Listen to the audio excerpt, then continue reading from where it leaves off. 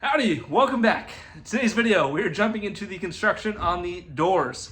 I had a separate video recorded. I'm actually actively editing the video that you're currently watching and had to jump out here to do a new intro because I thought originally that I'd be able to get all of this into one compact video.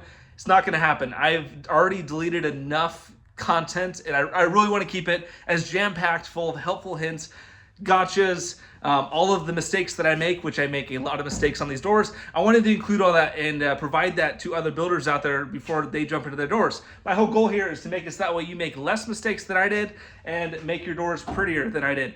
So with that said, we're gonna jump into things here. Also stick around towards the very end of the video. We have a fun little channel announcement of a quick little giveaway, a neat app that's coming to the market just for builders. So stick around towards the end and enjoy the video.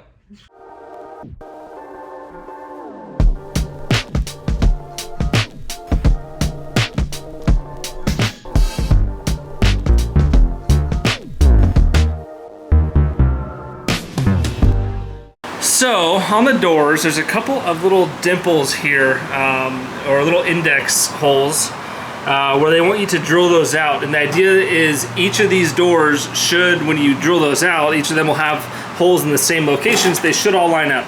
They don't, or at least mine did not. On the bottom section here, this one lined up, this one lined up, this one lined up, this one did not. Up here, heck no, those are like a 1/4 inch off. So I'm gonna go ahead and on camera, I guess, get this one up to that stage there, which is just a lot of dust, a lot of cutting, but we'll get to that right now.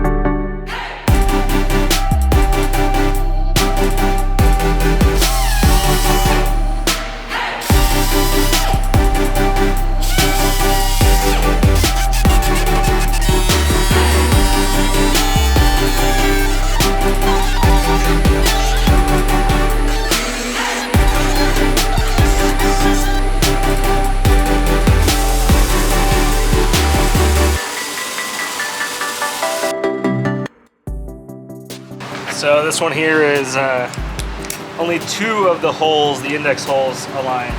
So that one there aligns. This one, actually no, this one aligns perfectly. This one is slightly off. So what I'm going to do is Cleco that one back together, get this one to fit somewhat close, and then this one here, punch a new hole. I think that's the best way to do this.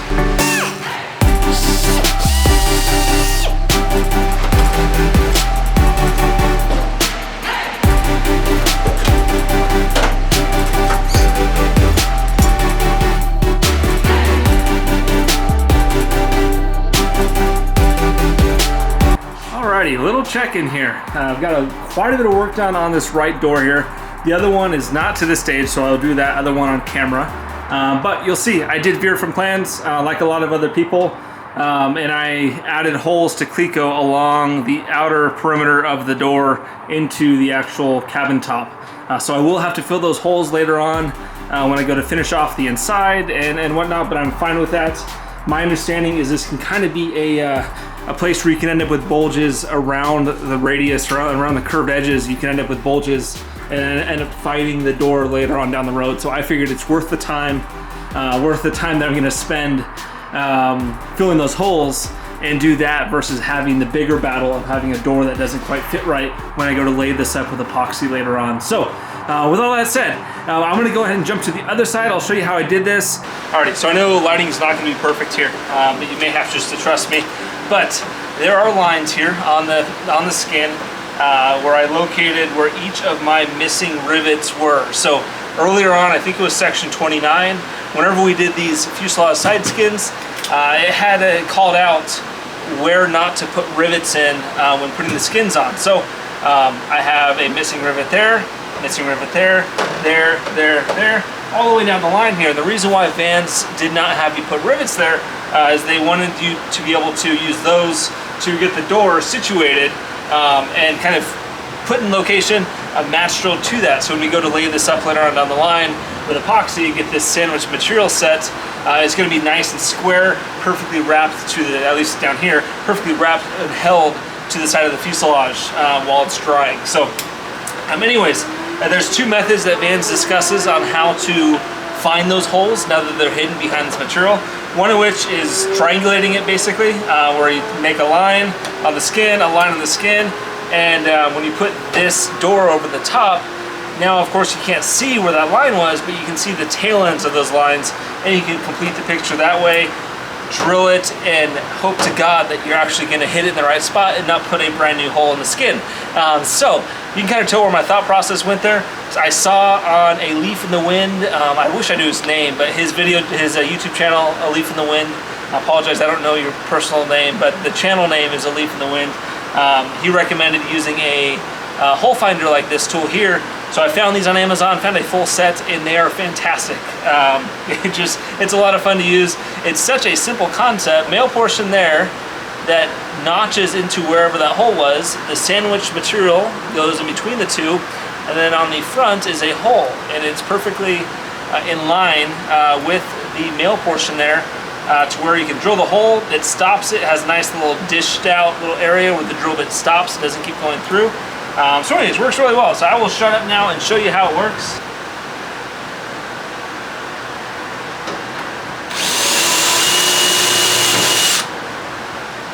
Just to check it. There it is. So I'm gonna go ahead and do this all the way down the line on the sides here. I'll also probably tack this in location, just in a few spots to keep this nice and square. And then we'll jump ahead and start doing the rest of the door here.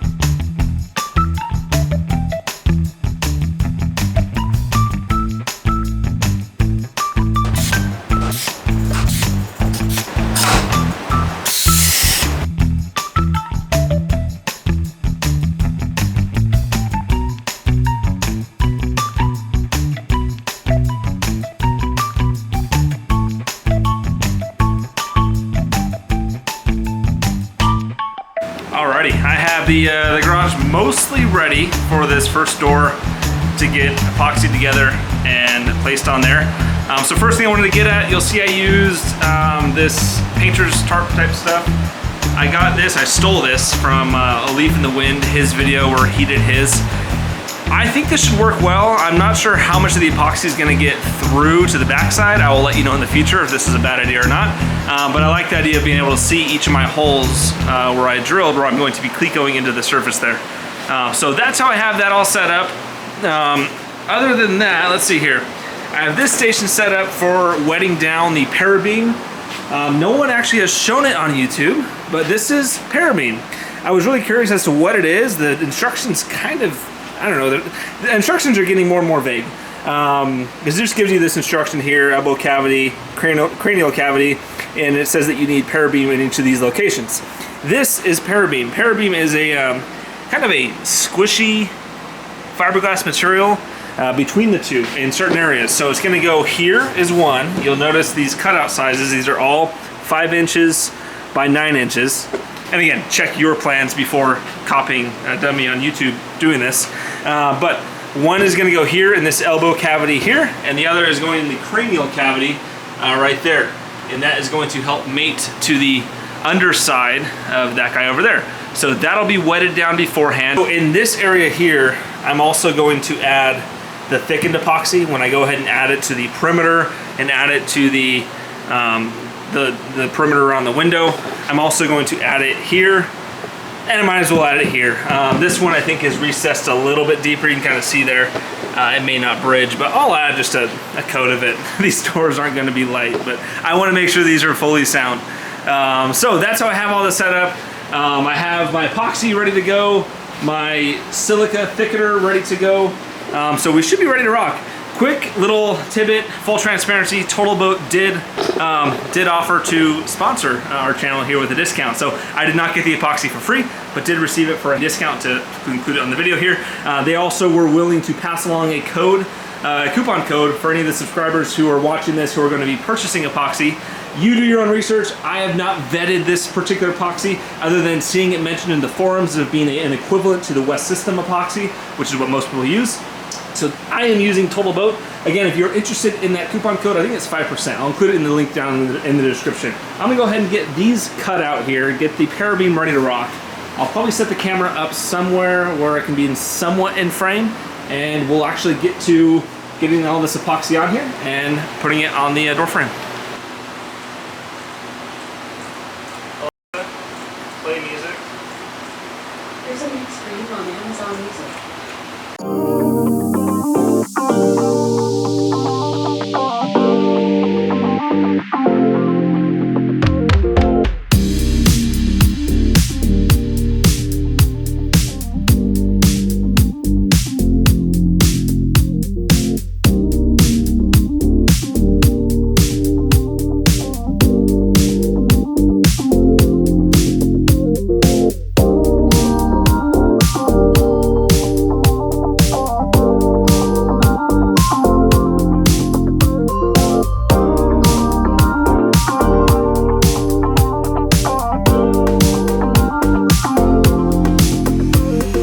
Next day.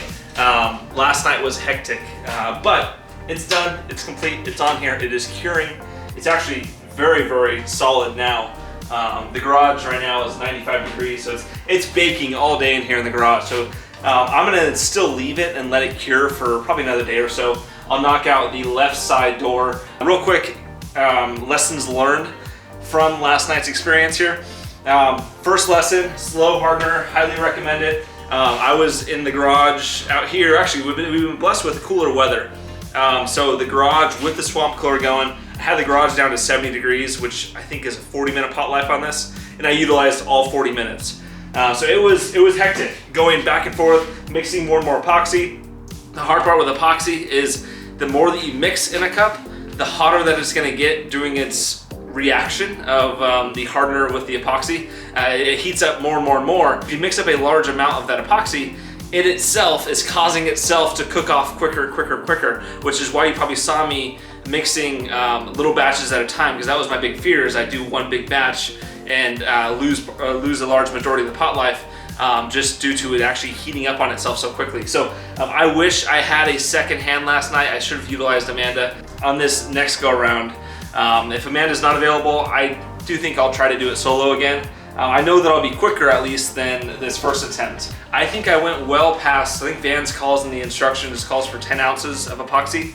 I think I went well past that. Obviously you see I have a lot of squeeze out, so I probably lost, I don't know, 2 ounces, 3 ounces maybe, just to squeeze out all around it, which I'm fine with. I erred on the side of putting too much epoxy and having a slightly heavy door over underdoing the epoxy and having voids in a less structurally sound door. So I'm happy with it. One big mistake that I did make was with the parabeam. Wow, that hurts. One mistake that I did make with the parabeam is I got way ahead of myself, and when I cut these out, I got all excited. I put them out on the table looking real pretty to lay them up to get them nice and wetted down. Had like little flashbacks to Oshkosh, learning how to wet down fiberglass. This stuff is a little bit thicker, so anyways, I was just nailing this wet down, making sure that this was fully saturated and ready to rock. And it was after I wasted a whole bunch of time making all 4 of them perfect, and then I realized, oh shoot, I only need 2. So I have 2 dried parabeam wasted pieces of material here. Now I think I know why Van sends you a 30-inch length versus just a 20-inch length. And with all these being 5 inches wide, I have 10 inches left over, which is perfect for the other door over there. So I think that they stupid-proofed that. I'm sure that they had builders in the past probably do a similar thing and end up having to order more parabeam for them. So I have all the stuff on hand that I need. I'm not sure if that parabeam is needed in the future for something else. I don't think it is. But I will be utilizing all 30 inches. So thank you, Vans, for including a stupid-proof amount for me. Other than that, the only other thing that I did do, we're gonna find out if it worked out well or not, is I used Vaseline as my releasing agent on all the Clecos here, just to keep them clean. Extended the little pin, dunked it in there, got a little bit around the base of it, smeared off any extra goopy amount, and just put them in there. And that honestly was another portion that took a very, very long time that I did not account for with the whole pot life thing, was the actual just clecoing of the structure, having to dip each one into this. So that's where having a second person would be very, very handy to knock out all of these clecos if you are going to do the drill method like I did here. So that's really all the lessons learned. I'm not going to record the second one. I think you saw enough. So next time you'll see me, you'll have the second door applied. It has been a couple of days now. We have the left door clecoed in place. It's pretty much cured by now. We did this a couple of days ago. Amanda definitely saved me when it came to clecoing. It's a big job getting all these clecos on there, trying to stay inside of the pot life of the epoxy. But went together really well.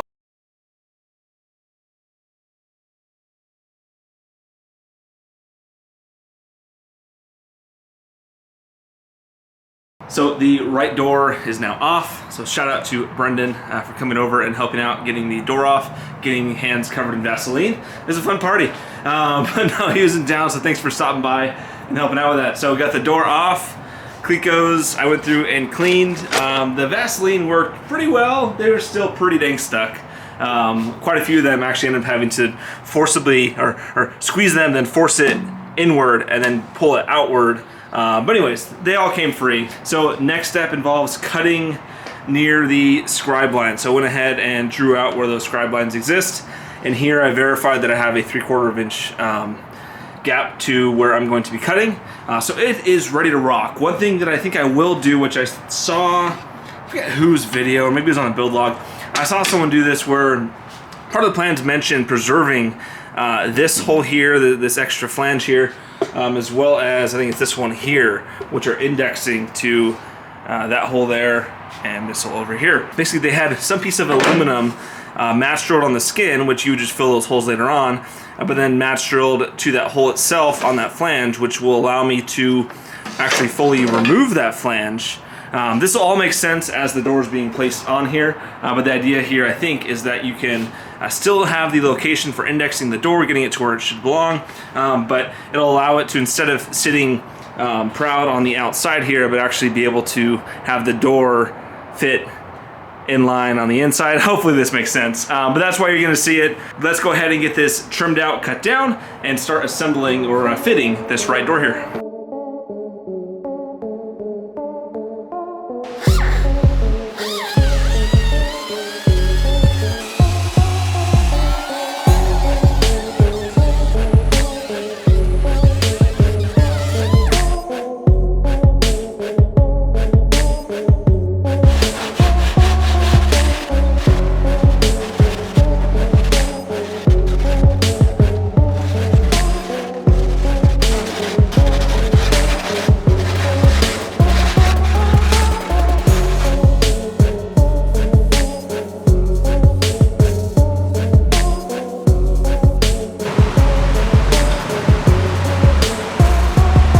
Calling it quits for the night. This is probably 6 to 8 hours of work, somewhere around there. It's a lot of work getting it to fit. But just trying to take it really slow. You'll see I am starting to kind of walk this in. Like, this is a nice gap here. It's tight here, so I'll probably take a Sharpie, just the tip of a Sharpie, run it down there. Yeah, lots of little areas. Another one here. I can run a Sharpie down from this section here, probably to there, and do some more sanding there. but it is a lot of on off. One thing I will say, these have not gotten in the way. It is one more added step taking them on and off, but I like the fact that I've been able to actually cut down those sides where those tabs would have been, so that's been nice. But it's going together. Inside of here, I've done a little bit of sanding. I kind of chased this one out of the way. Had another area in here that I chased out already. Basically, as this whole canopy, as this whole door is starting to settle into its location, it's starting to interfere with the inner lip, which is to be expected and is called out in the plans. You'll see up front here, it's starting to look nice and flat, but again, I do have a little bit more to go. So I'm gonna call it quits for now. I'm plenty itchy and ready for a shower. Call it quits for the night and start back at it tomorrow.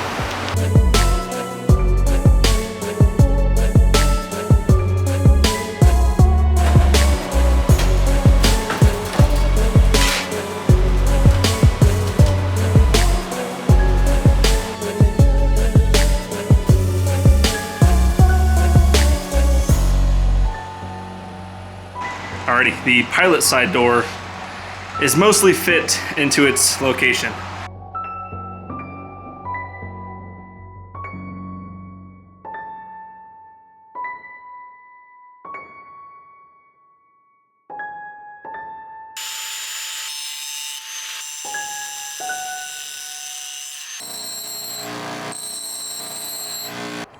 That's it for the construction of the doors on this video. You'll see here I'm prepping the hinges for installation, but the installation on the doors, the handles, all that other fun work is going to come up in a future video coming out probably in the next week or so here. But stick around, we have that fun little channel announcement for the giveaway, and that will end our video. Wanted to give a quick little plug to a new app that's out there and available. There's a gentleman named Pavlo who's an app developer who reached out to me probably a year or so ago talking about his ideas for an app that he wanted to make for builders. Anyways, I hadn't heard from him in a while. All of a sudden he messages me probably about a month ago saying, hey, I have this app developed, ready to launch to the public. Here's a free code for you to use, provide feedback, and here's 5 other codes to give out to your subscribers. It is a really neat app. I've been messing around with it, providing feedback. He's been very, very quick to implement the feedback. But the app is called Kitflight. And the whole idea is it enables you to do all your logging just right there on an app on your phone. So quickly dropping in the title, description, a quick little photo of what you did, the time you spent doing it to log your time. So really, really quick and painless way to keep track of your build. It gave me 5 different codes to give out to subscribers. I don't know how to do giveaways properly. The easiest way for me to do it is to give it out to the first 5 subscribers who are asking for the codes. So the rules for it though is you gotta be subscribed, give me a like, and please be a builder or a very soon future builder. Someone who's gonna use the app, provide feedback to him. He's very, very active with trying to make the app better and more seamless for the end user. And I really do think the app should take over because it's so simple to use. So anyways, comment down below if you're interested in one of those 5 codes. Once the 5 codes are gone, they're gone for good. I guess a quick little teaser, because I've been kind of just chatting about this whole thing. And again, I'm not really one to use log. My YouTube video, my editing takes up all of my time, and I am not a logger, but I did give it a quick little rundown. You'll see you're able to have your project. If you're working on multiple, you could add another project in there. But you can make categories. You choose all the stuff that's in here. You can choose record type. So if you're doing a work log, if you're doing achievement, observation, advice, mistake, discrepancy, preparation, anyways, all these different areas you can log stuff and you can search it all later. But as you're logging stuff, you can log, you add a title, description, when you did it, how long you spent doing it. In the photos, you can talk about, you can add little annotations. So if I wanted to mention the size bit I was using and the hole, and the shoes I was wearing, I could say in the description, I used this step bit, I drilled it in this location, and I was wearing Vans tennis shoes while I did it. But no, it's really neat. You can search it. So if you wondered, like, hey, when did I make mention of epoxy? It's just a good example. If I can type. You can search epoxy, and every time that you've mentioned epoxy, okay, I mentioned it back at the door halves. And anyways, really neat. So again, if you're interested, comment down below.